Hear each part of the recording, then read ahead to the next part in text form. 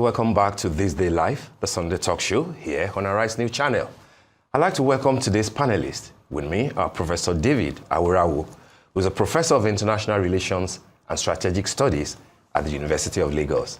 And of course, Jide Ologun, who is a legal practitioner, national development advocate, and fellow, Institute of Leadership, Coaching and Strategy. We're also expecting Yemi Adamolekun, who is the executive director, Enough is Enough. Gentlemen, good to have you in the studio. Thank you very much. And of course, I'm not Dr. Abate. My name is Steve Irene, but good to have you. Prof, Thank you. Good to have you around. Thank you. We have had two guests today. First, Dr. Akin Fakponda, who spoke, as a member of the eminent Patriots of Nigeria, which has Chief Emeka Anyaoku as the chair. And you know that they have responded to what is going on at the National Assembly regarding the review of the amendment of the 1999 Constitution. But of course, they want a lot more than a review. They want a total overhaul. And Dr.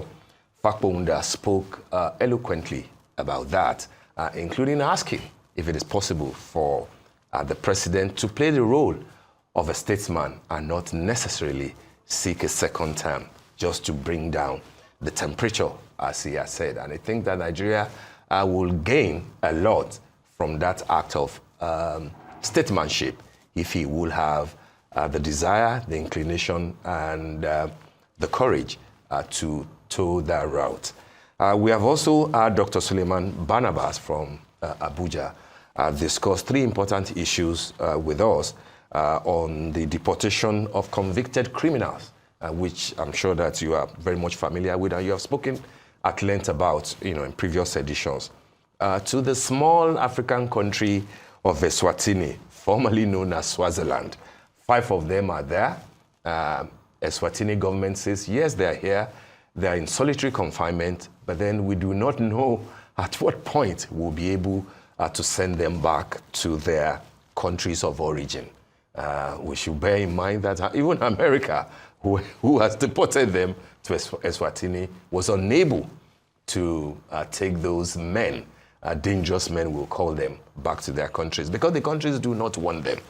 We also discussed with Dr. Barnabas on the Trump tariffs, that if everything fails, it looks like African leaders will have to shape up and bear in mind that the whole idea of the tariffs after the 90-day interregnum might come back in full force, particularly for African countries that are saying, we will not accept your terms. We will not accept to have foreign criminals that you can't deal with in our own country, even if you won't give us visas at all, from 5 years to 3 months, even if you won't give us, even if we have to wait it out till Trump leaves office. And of course, we also discussed the issue of the bombing by Israel in Syria to protect, as they say, the Druze communities. Thankfully, we understand that there is a truce of some sort, but of course, nobody knows at what point Israel might feel enraged again. Is this about Israel or is it about Benjamin Netanyahu? Professor Aworawo, I think you should go at it first. Thank you very much. I will just go in the same order as the guest presented the ideas. Chief Emeka Anyaoku, I happen to know him very well. He has forever been talking about the inappropriateness of the current constitution and why it should be rejected and why a new constitution should be, produced by Nigeria. He even draws attention to the opening paragraphs of the constitution. We say, we the people, and that there was no we the people when the thing was crafted. So just a few hand-picked people, that put the thing together. And of course, the eminent patriots continue to advocate for a total rejection of the constitution and a production of another one. But in the past, since 1999, governments have not paid heed to that. Rather, what the National Assembly has been doing is to amend different parts, sections of the constitution. That's why when we say 1999 Constitution, we always add as amended, because we have had a couple of amendments that have taken place. Yeah, the amendments have improved the quality of the Constitution, we must admit. Different aspects that, the parliamentarians have amended, election, the local government, all sorts of different parts of the Constitution. But what people have advocated, very strongly, which is shifting the structure itself, exclusive list, to have more powers to the states and local governments. Not much has taken place along that line. And that is where people talk about true federalism not being in place. We also talk about fiscal federalism, where states will control their resources, and then the federal government will have just a small share, as it was during the First Republic, where the state that produced anything had 50%, and then the federal government had 20%. 30% went to the state. I mean, the regions at that, and they were 3. And then the region that produced that thing still got 10%. So plus or minus, each region got 60% of what it produced. That is the kind of thing people are asking for when they talk about fiscal federalism. But governments haven't paid attention to that. And for now, it's a case of where if we can't get a total overhaul and we can tinker with it and have a better constitution, we'll take that first. Because we have not seen any government since 1999 that has shown commitment or the willingness or desire to do away with another constitution and do a fresh one. I disagree with him on the point that President Tinubu should, in a statesman-like manner, not contest a second term. He has a right to do so. It's not everybody that will be Mandela-like. Mandela had 1 term. That's right. Yes, he had 1 term, and it's not everybody that will be like. In fact, very few people, not just in Africa, but all over the world, who will do that.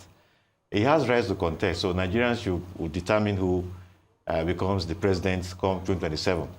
I don't think that, what will Nigeria gain if he doesn't contest? Let him contest. And let others also be given the chance of contest, and whoever Nigeria wants. If Nigerians think that he has done well to continue what he has been doing, why deprive Nigerians of that? And if Nigerians think that someone else should come in to continue from where he stopped, all well and good, all well and fine. I don't really think that national integration will be enhanced so much if President Bola Tinubu does not contest the second term. Besides, the South will say, our turn, so who comes in after him? It will not be zoned to the South, to another Southerner, automatically. And what about the Southwest? They will be very angry that they have somebody who had the opportunity to have a second term, and he threw it away. They will remind him of, did Buhari throw away his own?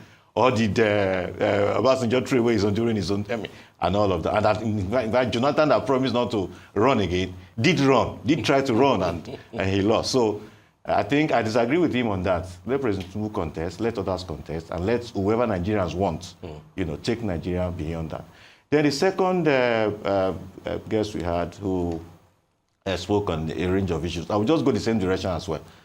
First is the deportation. Our guest blamed Trump so much. Yeah, Trump needs to be blamed because he's trying to untwist countries that are almost powerless to push things down their throat. We saw that with the African presidents that visited him a couple of days ago. The 5 of them. Yeah, the 5 of them. But I also blame these leaders. In fact, I blame them more than I blame Trump. In the international system, power is what speaks. Yes, right from the days of Thucydides, the Greek period, till date. It is power that is the currency of international relations. You have to stand your ground. Eswatini didn't have to. Look, Africa is not the only continent that has weak countries. There are many weak countries in Asia, Latin America. Yes. Why are these ones? Why have they not been taken there? Exactly. Why is Africa always a dumping ground? Recall 1988, we had the cocoa toxic, dump. Yes. It was called toxic imperialism. So we now call this one refugee imperialism or criminal deportation imperialism. That's what we are seeing. Africa should stand firm and stand. Look, everything is not bread and butter. If, just like you said, if they won't give us this, so be it. We can't take. It's humiliating. It is. Yeah, it is humiliating. Africa should. I blame more the leaders of Eswatini and South Sudan South Africa has maybe 8, then 5 to Eswatini. Yes. And no African country should contemplate taking it. It's an insult to the entire continent. When they want to dump... Rwanda had a deal with the United Kingdom. Yes, it's also a shame that Rwanda that is even coming up, with the leader that is has rising profile, will accept such. In fact, it was even the Brits who fought more for Rwanda than Rwanda fought for itself. So I mean, I blame African leaders more who have accepted to take these criminals than even Trump himself, because he just exercising power. If you say no, he won't declare war on the Swatini just because he wants to deport. Colombia stood his ground, and some of them are even Colombians, not the ones that have come to. But some of them are Colombia. Colombia stood his ground, and heavens have not fallen. There are all sorts of sanctions against Colombia. Colombia does not even care a hoot. Why can't African countries do that? And finally, the fight in Syria. Syria has known too much violence. Israel is exercising power anyhow he wishes. Netanyahu needs to take it easy. I mean, there's legacy. After all the fight, there are things for which people will be remembered. I'm not sure Netanyahu is thinking of that, but at some point he will leave, and he should take it easy. There are things that can be resolved diplomatically. There should not be violent conflict, because people die. When people die, lives are irreplaceable. I mean, Nigeria would not wish that family members are killed in a senseless war. Fortunately, just as you also said, there is now a ceasefire. We hope it is sustained so that peace can return to Syria. Thank you very much, Prof. Mr. Ologun, what are your thoughts? Thank you. Let me start by commending Chief Emeka Aiku and the eminent patriots for driving that advocacy for restructuring. And it's been on the table for a while. I recall in the days of former President Muhammadu Buhari, he had to come out to tell Nigerians that, hey, if you're talking about restructuring, it's not within my purview. It's in the purview of the National Assembly. And it is still there. And irrespective of the recommendations that the eminent patriots are bringing, and by the way, patriot has its roots in the Latin word patriota, which means fellow countryman. So it's the interest they have in the nation. And that is why I also like his commending Chief Aiku for standing on his feet for so many hours, despite being at that age. We've been on this for long. And let me come to the National Assembly. Section 4 of the Nigerian Constitution 1999 as amended says that the National Assembly shall make laws for the peace, orderliness, and good government in Nigeria. So if it is something they think is beneficial to Nigerians, or they think they also are patriotic, it should be an easy thing. After all, when the executive pushed for it, we have the tax reforms now being signed into law. So that is why they say where there is a will, there is a way. But I doubt if there is a will to restructure Nigeria. We've had many reports in the past. The confab of 2014 or thereabout, we spent so much money on it. Recently, when Honorable Justice Uwais passed on, people started remembering he ever had a team that prescribed on perfect electoral reform for Nigeria. So we had these recommendations, even from the analysts in the country. You should know where the country should be facing. But now, we have 109 senators, 360 House of Reps members, who are elected. So where do we start from? Are we now going to say, okay, and they will not be elected again, we start representing ourselves? And again, on the point of National Assembly now telling us we are free to contribute to what we want in Nigeria, I think the fundamental human rights are there already. Nigerians have been speaking. It is now for those representing us as constituents to come together and ask what is best for Nigeria. But then if you now look at the benefits of government in Nigeria, will it be beneficial to them if Nigeria is restructured? For instance, if you look at Section 15, subsection 5 of the Nigerian Constitution 1999 as amended, it states clearly that the state shall abolish corrupt practices and abuse of office. And so whether we now go back to the 1963 Constitution and regionalism, we now have North, South, and West. What about the corruption? I mean, recently... What about the individuals that will run? Exactly. When President Bola Ahmed Tinubu came into office, the first few hours, he said subsidy was gone. And what happened? More allocations to the state. These states are sub-nations. That also could have translated into prosperity for those in the state. So what difference will it make if they now manage their resources? You know what I mean? So we should be dealing with stronger issues in the country. For instance, what assurance do we have that the gold in Zamfara State that has the capacity of earning, that's at about $2 billion annually, that money is not going into private pockets? Who are the oil thieves? So now when we restructure regionalism, the oil thieves are still there, the gold thieves are still there, the corrupt elements are still there. What are we benefiting? So why don't we look out of the window and begin to drive the advocacy for accountability, responsibility? Be responsible in office. How was it done in Singapore? How was it done? How has it been done in China? Recently, some Chinese were jailed for 1 year after plea bargaining for very serious offense against the land. And the question I asked myself, could that have happened in China?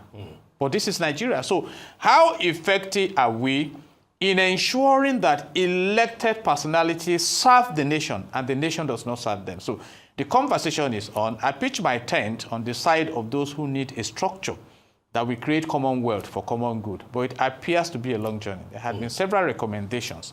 And that takes us to the case of Trump. You see, Eswatini is a country of about 1 million population. I think about 1.2 as we speak. As at 2021 or thereabout, or 2019, they were less than 1 million. And America is the 4th largest market they have for their sugar. They export sugar. So already you find, and Trump is a smart president. He knows that they need us. The art of the deal. Exactly. And when he started with all this tariff, I knew where he was going. And of course, we should also learn from Donald Trump. Donald Trump is saying it should be a lie if America is claiming they don't have the resources to hold those people they have thrown out. The correctional system in America is very strong. After all, hush puppy is still there, and some guys are still there. So it's just a matter of making a statement to the world. And Eswatini, he has come out to say that those guys are no threat to them and to their system. So if those we are defending are said they are okay, they should be okay. And when they think they should push them to their countries, let them push them. And I support the advocacy that Africa should wake up. South Sudan also, they have their own. And Donald Trump is out to make statements. And recently, when he started monitoring the direction of BRICS, and you know Nigeria is now partnering with BRICS, and there is exactly, and there is a storm coming up now targeting the economy of America, looking for an alternative force.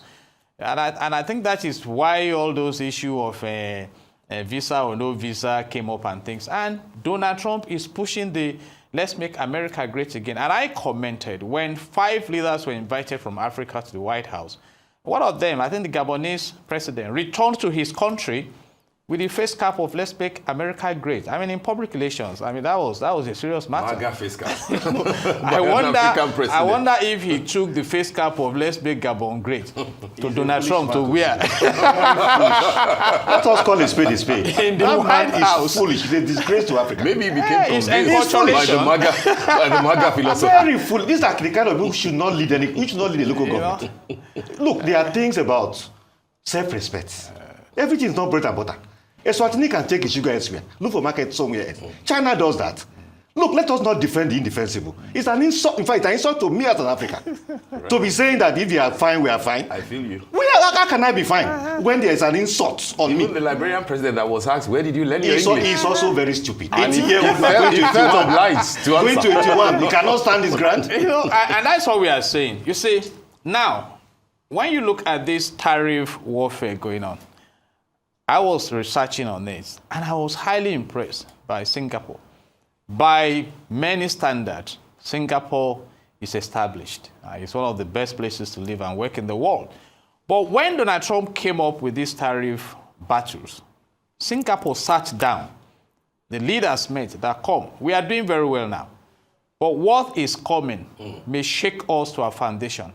What do we do? You call that lateral thinking in management. How do we prepare for the shocks to come? And that's why I agree with Professor Aworawo that African leaders should wake up, please. You see, I have done my research. A huge chunk of the resources used to develop the Western countries are drawn from Africa. Correct. There was a parable. Ghana has gold, except somebody will show me today which palace is adorned with gold in Ghana. And yet, get to Buckingham Palace, you see a display of gold. You see, you saw some artifacts returned to Africa. You see, we have the crude oil to manage our refineries issues. So I think African leaders should come together and begin to engage the future. A wise man said, you can live by either of two ways, by strategy or by default. If Africa must continue the way we are, then maybe someday corpses may be imported from the Western world to come and dump. Africa becomes dead because the cemetery. It's the worst cemetery of the world. So these are issues of our time. But a man said, in life and in business, you don't get what you deserve. You get what you negotiate. And I leave that to African leaders. You see, don't be carried away. And look at the Democratic Republic of Congo, rich in diamond, rich in different kinds of resources, and yet just allow foreign powers to throw you into crisis. Right. And on the case of Syria, you know, I think Israel is in the mood now of showing power across the globe. And you recall that the great man, for a fight. the strong man of Assad of Syria has relocated to Russia when his supporter was busy with Ukraine and everything. So, one thing about Israel is that, okay, we are going to defend those who are our ally. Yeah. And for now, they are the reigning ones. We all ask for peace, but sometimes on the scale of reality. All right. Where's the peace coming from? Where the superpowers rise against each other. Okay, Mr. Ologun, I want to thank you, Professor Aworawo. But we'll take another story. A former vice president of Nigeria, Aiku Abubakar, has finally quit the People's Democratic Party, the platform on which he contested the 2019 and 2023 presidential elections. Our Rice correspondent, Mary Chinda, reports that Aiku sent a letter of resignation to the PDP chairman of his ward in Jide, Adamawa State. 20 weeks after the adoption of the African Democratic Congress ADC by the National Political Opposition Coalition, the PDP's 2023 presidential flag bearer has resigned his membership of the PDP. His resignation was communicated in a letter dated Monday, July the 14th, 2025, addressed to the chairman, PDP Jide 1 Ward, Jide local government area of Adamawa State. A copy of the letter was shared on his X handle by his special assistant on media, Abdul Rashid, on Wednesday. In a WhatsApp message to Arise News, Aiku Abubakar confirmed his exit from his erstwhile party while reaffirming his decision to contest the 2027 presidential election. He pledged to fix the country, boasting that the coalition will upstage the ruling All Progressives Congress APC in the 2027 elections. The former vice president described social media reports about his purported denial of quitting the PDP as fake. Mary Chinda, Arise News. All right, Alhaji Aiku Abubakar is on the march again in his quest to be the president of Nigeria, ostensibly. A journey that he started, I believe, about more than 30 years ago during the 1993 elections, when he also ran to be president, when MK Abiola, eventually became the candidate of the SDP. Aiku was there. It should be about the 7th time or thereabouts that he has attempted to be the president of Nigeria. So much so that people are now saying that, is it like a prescription drug that Alhaji Aiku Abubakar is always seeking, what would take him to the promised land? The question, therefore, that many people will ask is that, yes, it is his democratic right to seek to be president. But then, if he was unable to fix the issues of the PDP, if he could be so whimsically taken out of the equation by one single man, as many people will want to argue, without having to name names, Is it the same gentleman that Nigerians should trust will fix the myriad of problems of Nigeria? Or will he abandon ship at some point, even if he becomes the president of Nigeria? Or as other people will say that at that time, he will be the commander-in-chief and he will not have to run again. But here we are, Atiku Abubakar leaving the major dominant opposition party to go and join a coalition that he is hardly certain will go his way. But then there are other people who say that any party that Atiku goes, except for in 2015, he picks the ticket easily. What are your thoughts, Professor Aworawo?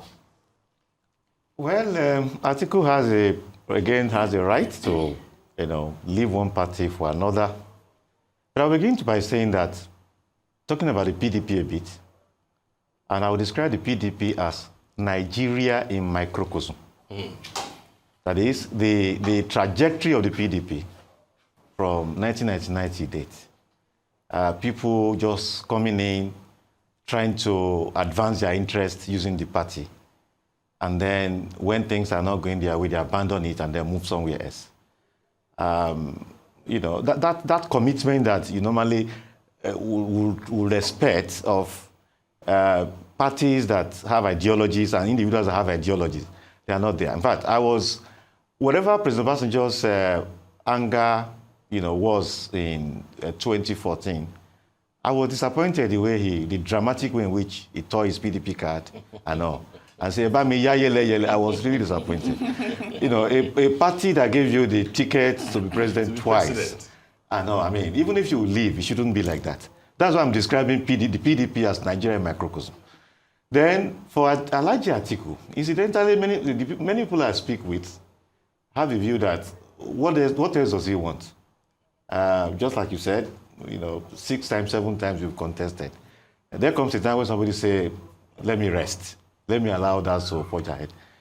But personally, I'm more sympathetic to his cause than everybody else, because I thought he made one mistake, which has cost him all of this.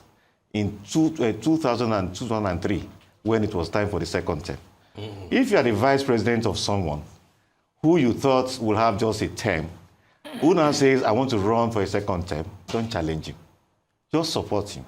So that when he's done, he will support. It's very difficult to challenge the incumbent. But he didn't realize that and decided to challenge President Obasanjo 2003.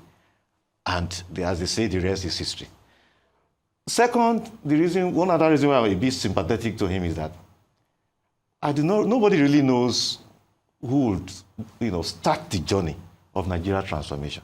Maybe President Tinubu has started it. We have not begun to see the impact yet. I do not know. But at least we can't see anything. All we still have are promissory notes.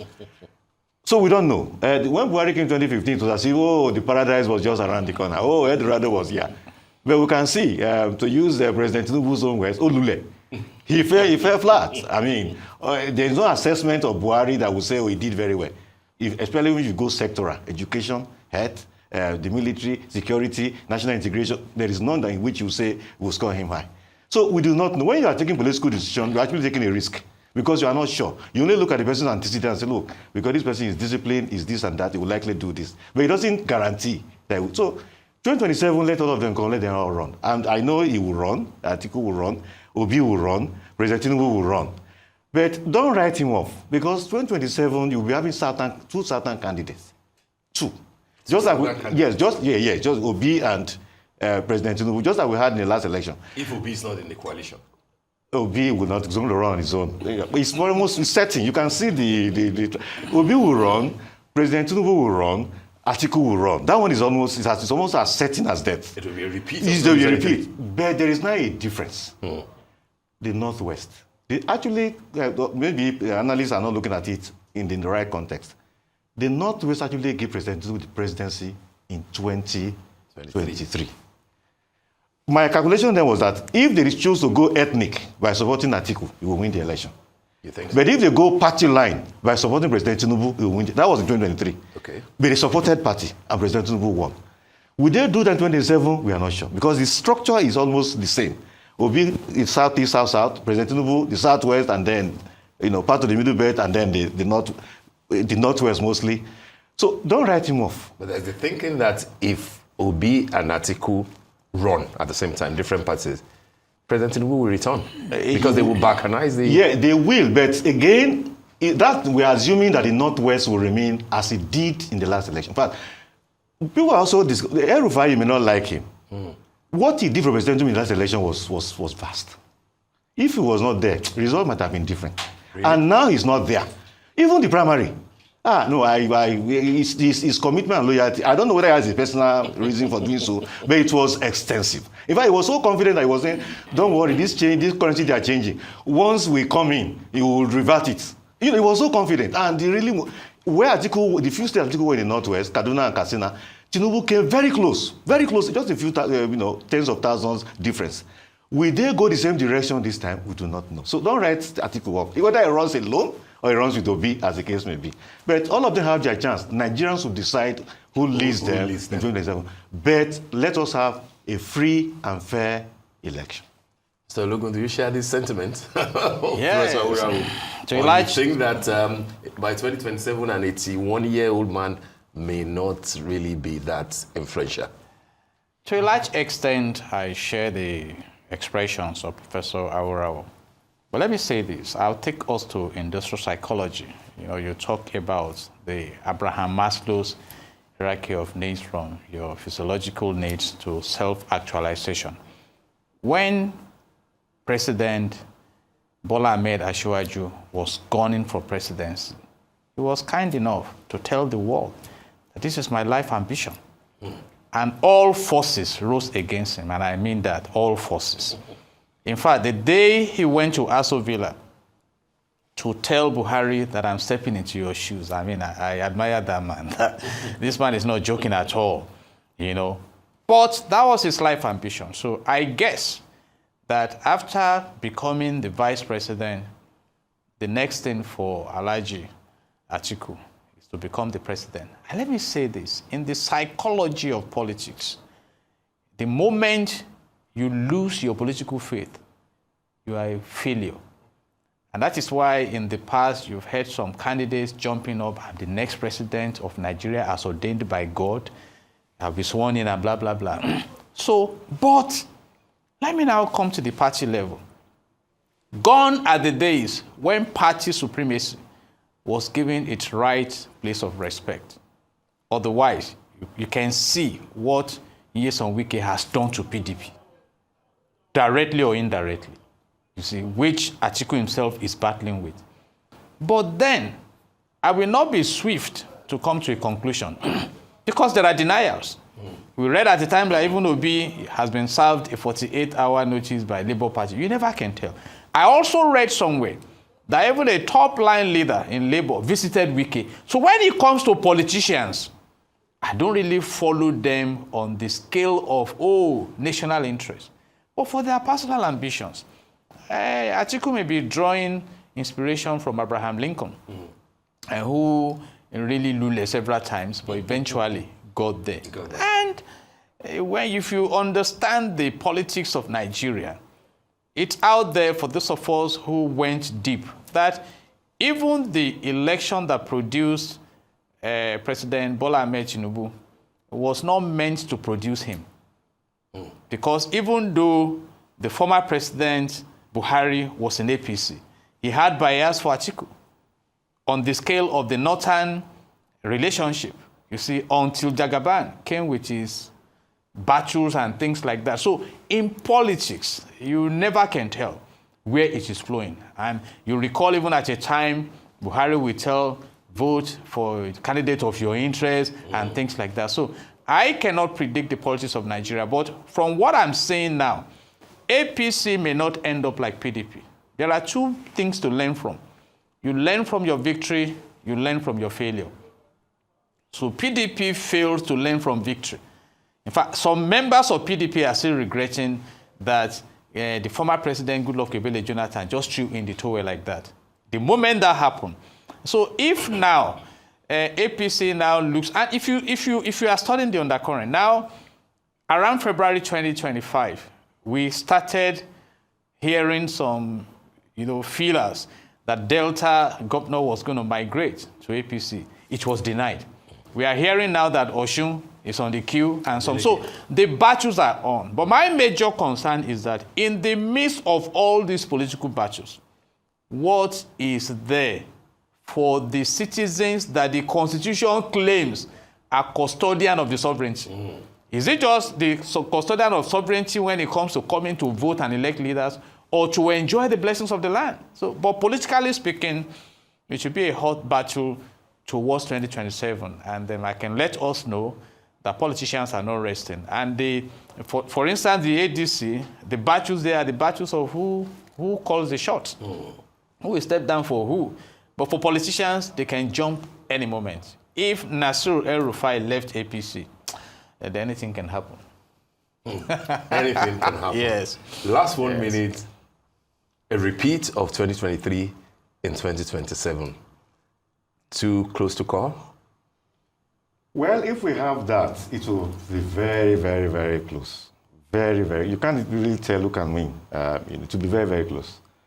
It shouldn't have been, really, but given the fact that we are also now having migrations away from it, we thought the people have come to APC, governors here and there. You would just have come to the conclusion that it would be an easy ride for the APC. But now we're having a migration away again, to form another group somewhere. So you can never tell, of course, the ethnic factor, religious factor, and it will be very, very close.